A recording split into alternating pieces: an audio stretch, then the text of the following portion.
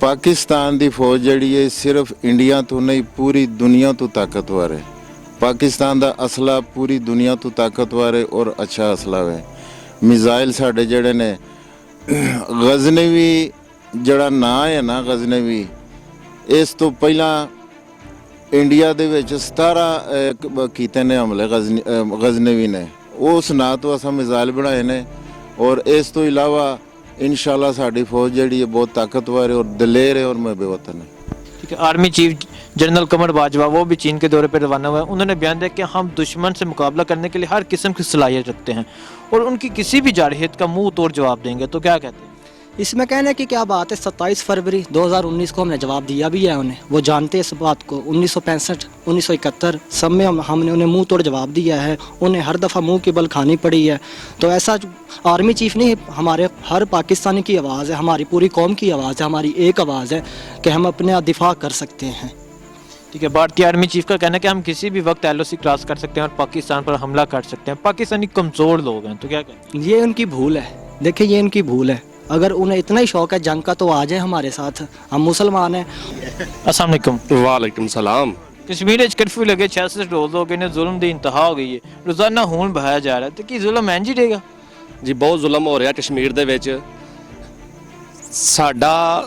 सानू फौज या इमरान खान इजाजत देवे तो असी इंशाअल्लाह अगे भी साडे वड्डे भी कश्मीर दे विच उन्हां दे नाल शाना बशाना टुरन तैयार हाँ। और वो सानू जानते ने, ये गल नहीं कि वो सानू नहीं जानते। मोदी नू पता वे कि असी की कुछ कर सकने आ। अलहमदुलिल्लाह 10 लाख बंदा साडा आर्मी तू हट के जेड़ा तैयार है, सानू इजाजत मिले अलहमदुलिल्लाह असी फौज नू पिछा करके और इन्हां नू सता हस्ती तो मिटा दईए। अलहमदुलिल्लाह असी जानने आ कि साडे नबी सल्लल्लाहु अलैहि वसल्लम ने गज़वा हिंद दी सानू जड़ी बिशारत दिती है, वो सानू असी ते इंतज़ार करने आ पे कि गज़वा हिंद आए साडी जिंदगी दे विच, असी ते अपनी जाना देन नू तैयार हाँ। आर्मी चीफ जनरल कमर बाजवा उन्होंने बयान दिता साडी फौज बड़ी मजबूत फौज है ते असी उन्हां दे उन्हां हमले दा भरपूर जवाब देने दी सलाहियत भी रखने आ। ते की कहंदे ये जानते ने 27 तरीक इन्हां नू भुलनी नहीं चाहिए। 27 तरीक नू इन्हां ने साडे मुल्क दे विच वड़न दी कोशिश कीती सी और आलमी दुनिया ने वेखिया, आलमी मीडिया ने कवरेज कीती है कि किस तरह असीं इन्हां दे 2 त्यारे मार कराए और इन्हां दा जिहड़ा पैलट सी हत्थ जोड़ के साडे कोलों माफिया मंग के इत्थों गया वे। असीं जानने आ कि ये उन्हां नू पता वे कि पाकिस्तान दी फौज किड्डी बहादुर है। ये सानू उन्हां नू साडे नाल ज़्यादा पता है कि इन्हां दे विच लड़न वाले बंदे सलाहियतां मौजूद ने। अलहमदुलिल्लाह पठान कौम साडी कबायली इलाकिਆਂ ਦੇ ਵਿੱਚੋਂ अभी बॉर्डर पर खड़े हैं सब लोग। इमरान खान ने अपील की है कि यार तुमने बॉर्डर क्रॉस नहीं करना। यकीन माने जाकर कश्मीर में बॉर्डर के पास जमा हुए लोग देख लें। अल्हम्दुलिल्लाह एक इशारे की लोड़ है हमें और इनको सतह हस्ती से मिटा दें। पर हम इंतज़ार में हैं कि कब हमारी हुकूमत हमें साथ देती है, कॉल देती है और फौज की तो ज़रूरत ही नहीं पड़ेगी, इनको तो हम ही काफ़ी हैं। तो क्या कश्मीरियों पर जुल्म करके खून बहा के उनकी आवाज़ को दबाया जा सकेगा? बिल्कुल नहीं। हर चीज़ का रद्द अमल होता है, जितना दबाओगे उतना ही ये उभरेगा। और जिस जगह भी आप देखा होगा कि पाकिस्तान मुसलमान कहीं भी हैं उनके साथ नाइंसाफियाँ हो रही हैं। जब हम लोग उठते हैं तो हमें दहशतगर्द कहा जाता है, हमें कहा जाता है कि ये इंतहा पसंद हैं। लेकिन जब जुल्म होगा हम पर तो हम अपने भाइयों के लिए उठेंगे और आवाज़ उठाएंगे।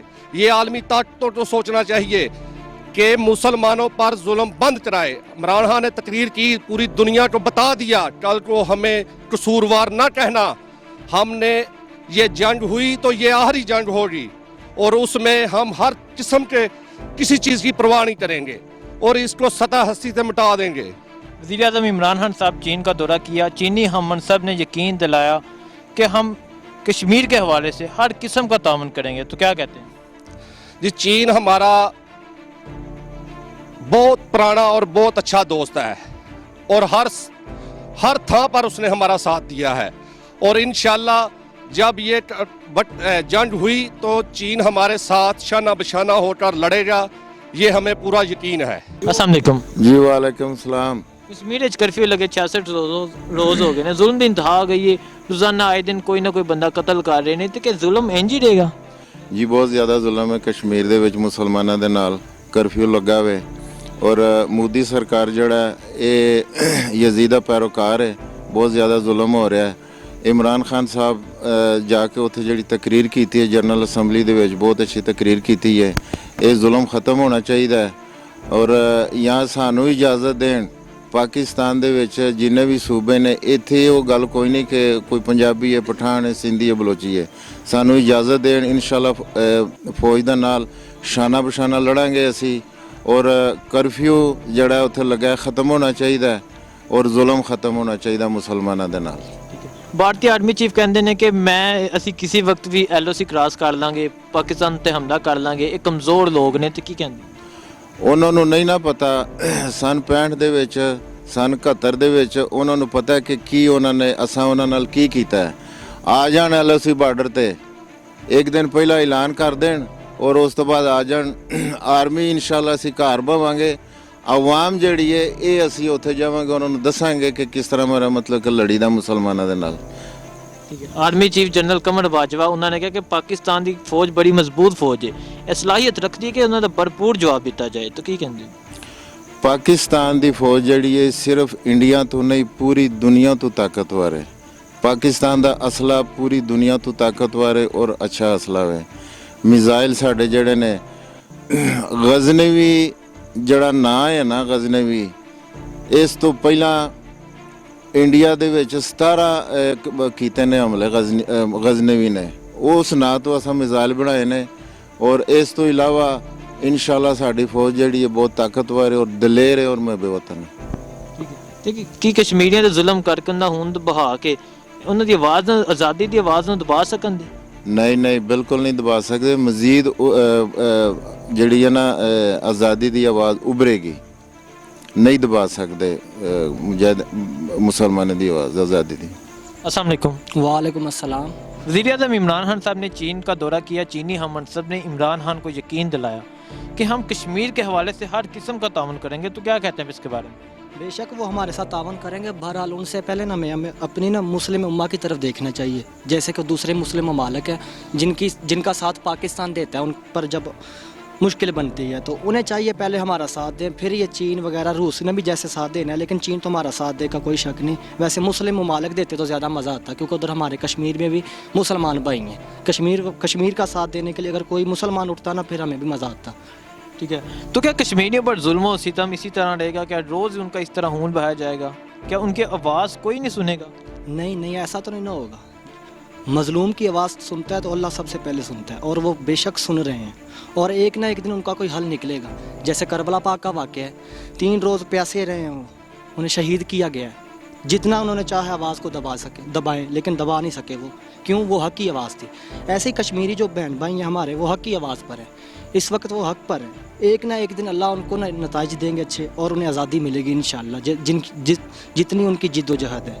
आर्मी चीफ जनरल कमर बाजवा वो भी चीन के दौरे पर रवाना हुए। उन्होंने बयान दिया कि हम दुश्मन से मुकाबला करने के लिए हर किस्म की सलाहियत रखते हैं और उनकी किसी भी जारहियत का मुंह तोड़ जवाब देंगे, तो क्या कहते हैं?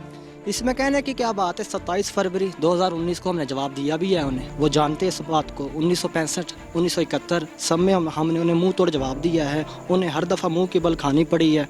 तो ऐसा आर्मी चीफ नहीं, हमारे हर पाकिस्तानी की आवाज़ है, हमारी पूरी कौम की आवाज़ है, हमारी एक आवाज़ है कि हम अपने दिफा कर सकते हैं।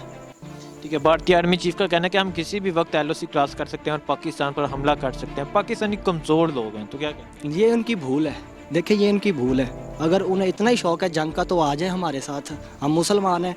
और पहली बात ये है कि हमारे ना हम में भी बहुत सी कमी है। जैसे कि ये ग़ज़वा-ए हिंद है, हमारे निसाब में शामिल करना चाहिए था, इन्होंने निसाब में शामिल नहीं किया। जैसे एक बच्चे की ग्रोथ होती है ना, उन्हें पता होता। एक हमारे नबी पाक प्रिडिक्शन करके गए हैं, हमारे वली बता कर गए हैं ग़ज़वा-ए हिंद होनी है। जब वो चीज़ होनी है और वो सीधा बंदा जन्नती है, वो जंग लड़ने वाला सीधा जन्नती है, तो फिर हमारे माइंड सेट में क्यों नहीं सेट किया जाता बच्चों के गज़वा हिंद होनी है, हमने जंग लड़नी है और हमारी इंशाल्लाह फतह होगी हदीस के मुताबिक। हदीस का तो कोई इनकार ही नहीं ना हो सकता। तो डेफिनेटली हमारी विक्ट्री है। अगर वो चाहते हैं कि LOC पे आना चाहते हैं तो आ जाएं, हम तो तैयार बैठे हुए हैं। ठीक है, तो अपोजिशन की तरफ से कश्मीर के हवाले से क्यों बातचीत नहीं की जाती? अपोजिशन देख लें, वो अपनी सियासत चमका रहे हैं, उनकी सीटें चली गई हैं, अब उनसे कोई पहुंचता नहीं है, हुकूमत में नहीं है। जैसे कि मौलाना फजलुर रहमान अब धरने के लिए जा रहे हैं, वो भी चले जाएं, देख लें। हालांकि उन्हें चाहिए था कि वो फ़ौज के साथ हों, हुकूमत के साथ हों। वो खुद कितनी देर कश्मीर बेंच में लीड करते रहे हैं, उन्होंने अभी तक आवाज़ नहीं उठाई। चलो उस वक्त आपने नहीं उठाई किसी भी बलबूते पे, अब उठा दे आवाज़, अब बता दे, कश्मीर को उजागर तो करें यार। एक बयान नहीं किसी का आया, सब अपनी अपनी पड़ी हुई है, उन्हें सिर्फ अपनी सीटें देखते हैं, अपना पैसा देखते हैं, और किसी मुल्क की, कश्मीर की, कहने किसी की कोई परवाह नहीं है, उन्हें मतलब ही है। शुक्रिया सर। Thank you.